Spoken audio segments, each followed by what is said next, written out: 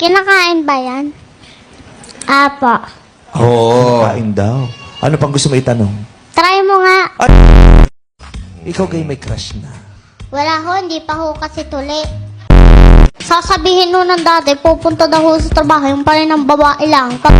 Kilala ko ho ang girlfriend ni dade. Ang sinasabi ko kay dade, yan, babae pa mo. Gusto niya hong sumikat. Bakit gusto niya sumikat?